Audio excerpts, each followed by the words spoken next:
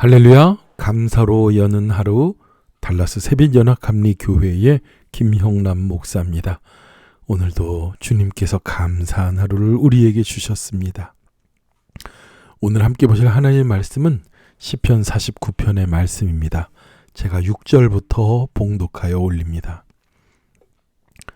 자기 부를 의지하는 사람들은 돈이 많은 것을 자랑하지만 그 가운데 어느 누구도 결코 자기 형제를 구원하지 못하고 형제를 위하여 하나님께 대속할 재물을 바치지 못하리라. 영혼을 대속할 수 있는 것은 너무나 엄청난 일이어서 어떤 값이라도 충분하지 않으니 썩는 것을 보지 않고 영원히 살게 할 수는 없도다. 어리석은 사람이나 우둔한 사람들이 죽는 것 같이 지혜로운 사람들도 죽고 그들의 재산은 결국 남에게 남기고 마는 것이다. 그들이 속으로는 자기 집이 영원히 남고 그 거처가 대대에 있을 것이라 그 땅도 자기들의 이름을 따서 붙이지만 제 아무리 명예가 있다 해도 사람이란 오래가지 못하고 죽게 돼 있는 짐승과 다를 것이 없다. 이것이 바로 어리석은 사람들의 운명이니 오직 그들의 자손이 그들의 말을 증명하리라. 셀라. 그들은 양과 같이 무덤 안에 누워 있으니 죽음이 그들을 다스리리라. 아침이면 정직한 사람들이 그들을 다스릴 것이요 그들의 아름다움은 무덤에서 사라져 흔적조차 없어지겠으나 오직 하나님께 내 영혼을 무덤의 권세에서 구원하시고 나를 받아주시리라. 셀라. 아멘. 제가 6절부터 15절까지의 말씀을 봉독했습니다. 예수님께서 마가복음 8장 36절에 이런 말씀을 합니다. 사람이 만일 온 천하를 얻고도 자기 목숨을 잃으면 무엇이 유익하리요? 사람이 무엇을 주고 자기 목숨과 바꾸겠느냐라고 말씀합니다. 맞습니다. 온 천하를 얻더라도 우리의 목숨을 잃어버리면 아무 소용이 없습니다. 바로 생명을 대신할 수 있는 것은 아무도 없기 때문에 그렇습니다. 오늘 시편의 말씀은 지혜의 말씀입니다. 그래서 청중들에게 사람들을 불러 모으고 1절에 이렇게 얘기합니다. 너희 백성들아 이 말을 들어라. 이 세상에 사는 모든 사람들아 귀를 기울이라. 내가 너희에게 수수께끼를 낼 것이다 라고 얘기해요. 그러면서 그 내는 수수께끼의 대상이 누구냐면요.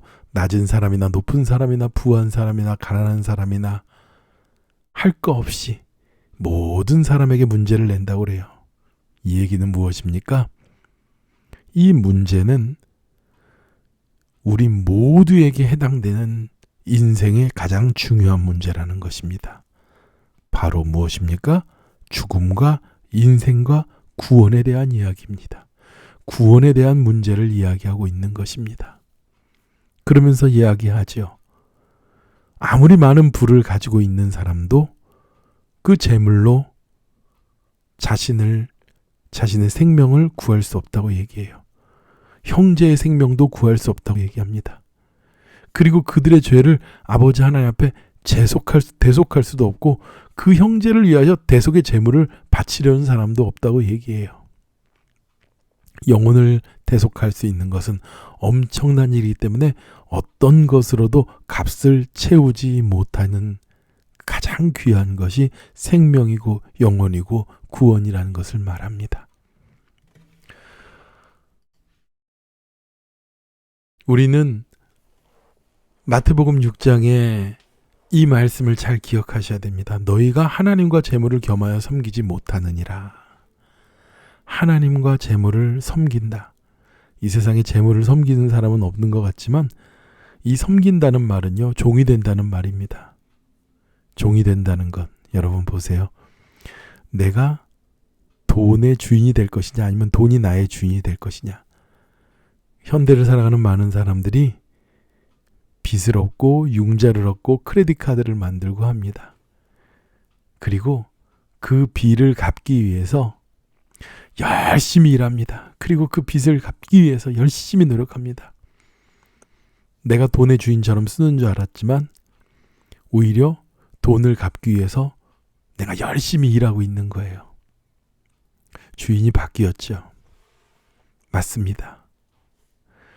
우리는 하나님을 섬긴다고 하면서 이 세상의 물질의 관계에 얽매여서 돈을 섬기는 자들이 되어 있을 때가 많습니다.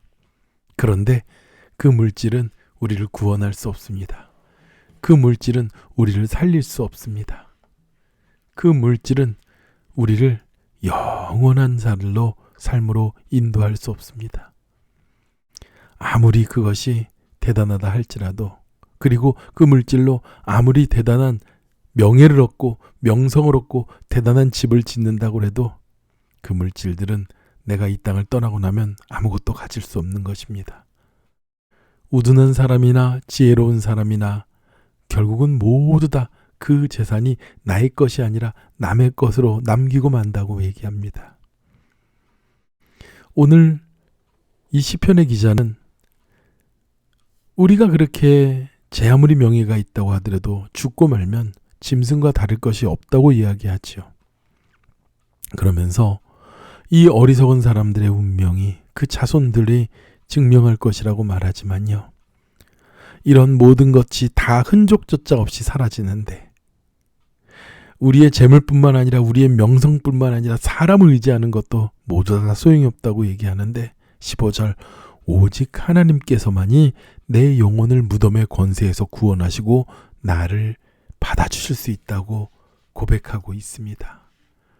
오직 하나님만이 나를 구하신다는 거예요. 그래서 물질을 의지하지 말고 인생들과 도우림이 없는 방백들을 의지하지 말라는 것이에요.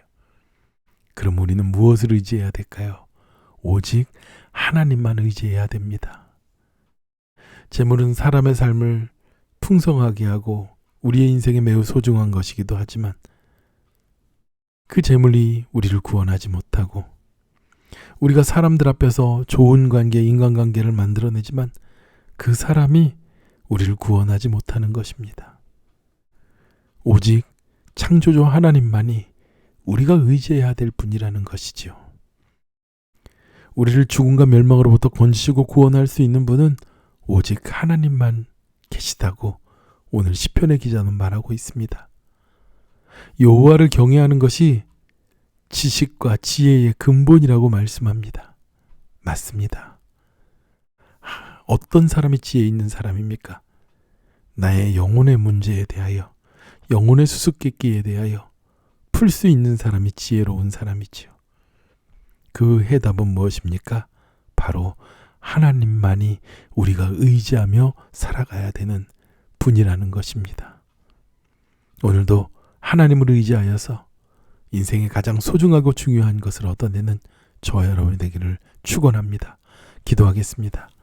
하나님 아버지, 이 땅에는 우리가 가지고 싶은 것이 너무도 많습니다. 재물도 더 갖고 싶고 주변에 많은 사람들이 우리에게 있었으면 좋겠습니다.